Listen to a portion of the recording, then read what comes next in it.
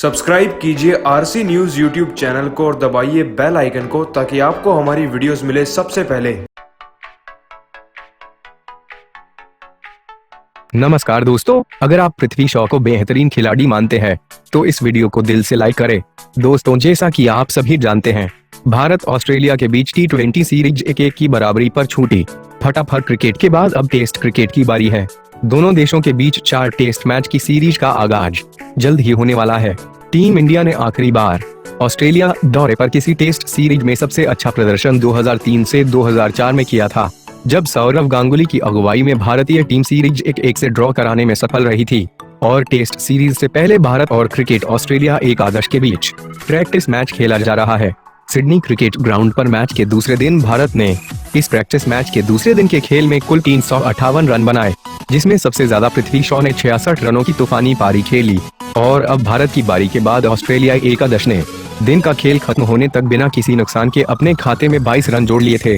और अब दूसरे दिन खेल खत्म होने तक क्रिकेट ऑस्ट्रेलिया का स्कोर 356 पर 6 विकेट हो गया है। लेकिन दोस्तों, भारत और ऑस्ट्रेलिया के बीच चल रहे इस रोमांचक प्रैक्टिस टेस्ट मुकाबले में तीसरे दिन का खेल भी कहीं न कहीं पूरी तरीके से भारतीय टीम के नाम ही रहा। आपको बता दें कि दूसरे दिन के खेल की शुरुआत से ही पहले तो भारतीय टीम ने जबरदस्त बल्लेबाजी करके दिखाई और विरोधी टीम को 358 रनों का विशाल लक्ष्य दिया था, जिसके जवाब में पहले ही दिन ऑस्ट्रेलिया की टीम बल्लेबाजी करने मैदान पर पहुंच गई थी। लेकिन फिर भी ज्यादा देर खेल नहीं चल पाया। और अब आपको बताते हैं कि तीसरे दिन के खेल में किस तरीके से भारतीय टीम के सभी गेंदबाजों ने किस तरीके से ऑस्ट्रेलिया की टीम के बल्लेबाजों के विकेट लेकर उनकी हालत खराब कर दी। आपको बता दें कि सबसे पहला विकेट भारतीय टीम को दिलवाया रविचंद्रन अश्विन ने, जब वह 18वें ओवर में अपनी जबरदस्त गेंदबाजी का परिचय दे रहे थे। और उस समय स्ट्राइक पर खड़े थे बल्लेबाज ब्रायंट, जो क्रीज पर सेट थे, और अश्विन ने उन्हें बोल्ड करके भारतीय टीम को सबसे पहला व सबसे तगड़ा विकेट दिलवा दिया। इसके बाद अगले लगभग 18 ओवर तक भारतीय टीम को कोई विकेट नहीं मिला। और फिर पारी के 24वें ओवर में मोहम्मद शमी ने विकेट लेने के इस सिलसिले को जारी रखा। आपको बता दें कि 34वें ओवर की 5वीं गेंद पर अब मोहम्मद शमी ने बल्लेबाज डार्सी को ऐसी गेंद डाली कि वह समझ नहीं पाए और ऋषभ पंत कोई एक आसान सा कैच थमा बैठे।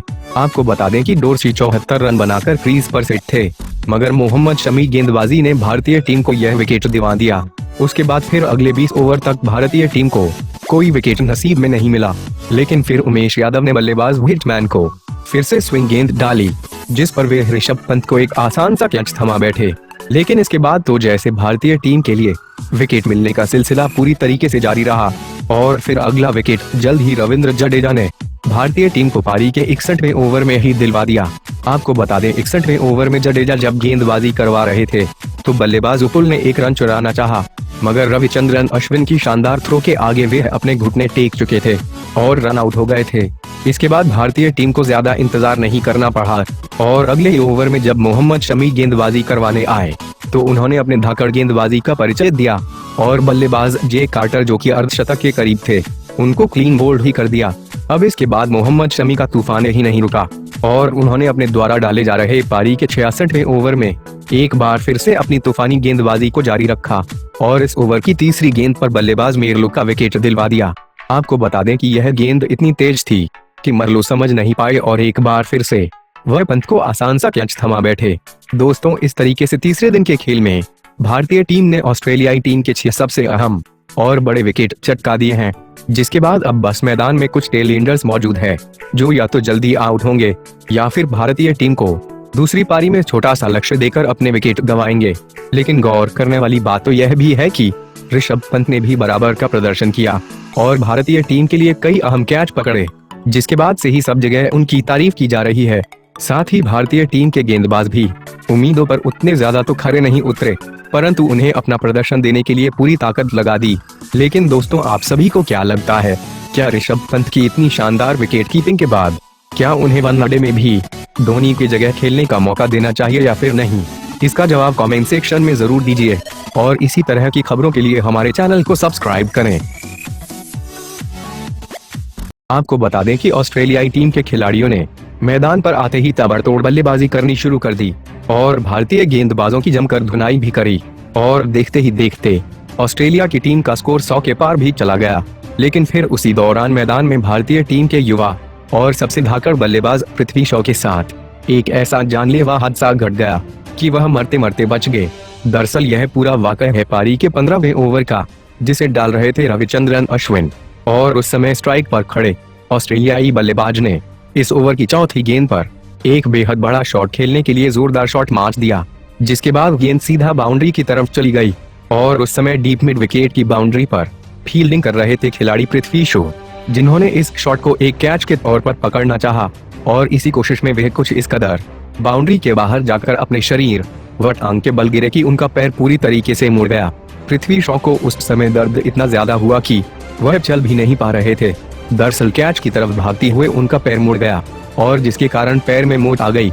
इसी वजह से पृथ्वी जोर से चिल्लाने लगे, जिसके बाद टीम मैनेजमेंट के सदस्य तुरंत वहां पहुंचे, और इस दर्दनाक हादसे को देखकर पूरा स्टेडियम और भारतीय टीम सदमे में जा चुकी थी, क्योंकि पृथ्वी शॉ एक युवा खिलाड़ी हैं और उनका यह सीरीज खेलना बहुत महत्व रखता है। हालांकि जब पृथ्वी शॉ घायल हुए तो तुरंत ही टीम के सभी खिलाड़ी व मेडिकल स्टाफ मौके पर पहुंचे, तो यही पाया गया कि पृथ्वी अब चल भी नहीं सकते, तो उन्हें फिर कंधों पर उठाकर स्ट्रेचर के सहारे मैदान से बाहर ले जाया गया। दोस्तों, यह पूरा वाकई दिल दहला देने वाला है, क्योंकि जिस तरीके से पृथ्वी शॉ घायल हुए तो उस समय तो वे चल भी नहीं पा रहे थे, और ऐसी खतरनाक चोटें खिलाड़ियों की जान तक ले लेती हैं। इसके बाद जिप्सी के माध्यम से उन्हें हॉस्पिटल भेजा गया, जहां पर उनके पैर को स्कैन किया जाएगा। चोट कितनी अंदरूनी है इस बात का अभी तक कोई खुलासा नहीं हुआ है, लेकिन अगर पैर में फ्रैक्चर हो गया है तो पृथ्वी का खेलना लगभग ना के बराबर है। ऐसे में हम तो यही उम्मीद करेंगे कि उनकी चोट ज्यादा ना हो और वे जल्दी से जल्दी ठीक हो जाए। लेकिन आप सभी को क्या लगता है, क्या पृथ्वी शॉ आप सब की दुआओं से जल्द ही ठीक होकर यह सीरीज खेल पाएंगे या फिर नहीं? इसका जवाब कमेंट सेक्शन में जरूर दीजिएगा, और इसी तरह की खबरों के लिए हमारे चैनल को सब्सक्राइब करें। दोस्तों, भारत और ऑस्ट्रेलिया के बीच होने वाली टेस्ट सीरीज से पहले दोनों ही टीमों के बीच एक 4 दिन का प्रैक्टिस टेस्ट मैच खेला जाना है, जो कि अब लंबे इंतजार के बाद शुरू हो चुका है। आपको बता दें कि इस मैच के पहले दिन का खेल भले ही रद्द हो गया है, लेकिन दूसरे दिन का खेल पूरी तरीके से भारतीय टीम के नाम रहा है। दूसरे दिन के खेल में टॉस जीतकर ऑस्ट्रेलियाई टीम ने पहले गेंदबाजी करने का तो फैसला किया, लेकिन दोस्तों, भारत और ऑस्ट्रेलिया के बीच खेले जा रहे इस रोमांचक प्रैक्टिस टेस्ट मुकाबले में जब दूसरे दिन के खेल में ऑस्ट्रेलियाई टीम ने टॉस जीतकर पहले गेंदबाजी करने का फैसला किया, तो कहीं न कहीं भारतीय टीम ने यह फैसला पूरी तरीके से ऑस्ट्रेलियाई टीम के खिलाफ ही कर दिया। आपको बता दें कि भारतीय टीम जब बल्लेबाजी करने आई तब ऑस्ट्रेलिया की टीम काफी ज्यादा सतर्क रहकर गेंदबाजी कर रही थी, परंतु पृथ्वी शॉ का तूफान मैच की शुरुआत में ही कुछ इस कदर आया कि सारी की सारी ऑस्ट्रेलिया की टीम उनके आगे बिखर गई। पृथ्वी शॉ ने अकेले ही पारी के 20 ओवर तक अपने खाते में 64 रन जोड़ लिए थे। दूसरे छोर पर से शुरुआत में केएल राहुल ने भी उनका साथ देने की कोशिश करी, परंतु वह नाकाम रहे और केवल 3 रन के स्कोर पर आउट हो गए। लेकिन ऐसी कठिन परिस्थितियों में भी पृथ्वी शॉ घबराए नहीं और अपनी टीम के लिए अपनी ही पारी में 11 चौके जड़ दिए। लेकिन फिर 21वें ओवर में पृथ्वी शॉ को अपना विकेट गंवाना पड़ा। इसके बाद चेतेश्वर पुजारा व कप्तान विराट कोहली ने साथ मिलकर भारतीय टीम के लिए हमेशा की तरह एक मजबूत पार्टनरशिप जुटाई। आपको बता दें कि जहां विराट कोहली ने अपनी पारी में 87 गेंदों का सामना करते हुए 64 रन लगाए, तो वहीं चेतेश्वर पुजारा ने भी 89 गेंदों में 54 रन अपनी पारी में लगा लिए थे। इसके बाद अब बल्लेबाजी का मोर्चा भारतीय क्रिकेट टीम की तरफ से संभाला युवा खिलाड़ी हनुमा विहारी और टीम के उप कप्तान अजिंक्य रहाणे ने। आपको बता दें कि हनुमा विहारी को भी प्रैक्टिस टेस्ट मैच में खेलने का मौका दिया गया, और वे पूरी तरीके से पहली पारी में उम्मीदों पर खरे उतरते हुए दिखे, क्योंकि हनुमा विहारी ज्यादा दबाव में नहीं गए और जोरदार बल्लेबाजी करते हुए उन्होंने भी अपनी पारी में 88 गेंदों में ही 53 रन जोड़ लिए थे। अब अगर बात करी जाए अजिंक्य रहाणे की, तो अजिंक्य रहाणे ने 123 गेंदें खेली और उसके बाद वह केवल 56 रन ही अपने खाते में जोड़ सके। हालांकि यह दोनों ही बल्लेबाज काफी अच्छी तरीके से एक मजबूत पार्टनरशिप जुटा रहे थे, लेकिन फिर हनुमा विहारी को अपना विकेट गंवाना पड़ा और उसके बाद मैदान पर आए भारतीय टीम के सबसे धुआंधार खिलाड़ियों में से एक रोहित शर्मा। जी हां दोस्तों, रोहित शर्मा इस मैच में काफी नीचे बल्लेबाजी करने आए और इस बात से सब हैरान थे, लेकिन उसका कारण यही है कि युवा खिलाड़ियों को ज्यादा मौके दिया जाए, परंतु नीचे आकर बल्लेबाजी करने के बावजूद रोहित शर्मा का मनोबल पहले जैसा ही था। और क्योंकि अब रोहित 1 साल बाद भारतीय टेस्ट टीम के लिए खेल रहे थे, तो एक समय के लिए भी नहीं लगा कि रोहित टेस्ट में अच्छा प्रदर्शन नहीं कर पाएंगे, क्योंकि वे मैच की शुरुआत से ही ताबड़तोड़ बल्लेबाजी कर रहे थे और उन्होंने तो मैदान पर आते ही इस मैच का पहला व सबसे लंबा छक्का भी जड़ दिया।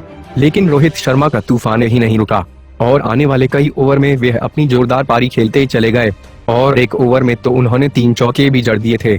इसी के साथ रोहित शर्मा ने कुछ इस तरीके से अपनी पारी में 55 गेंदों में 40 रन लगाए, जिसके बाद वह भी कैच आउट हो गए।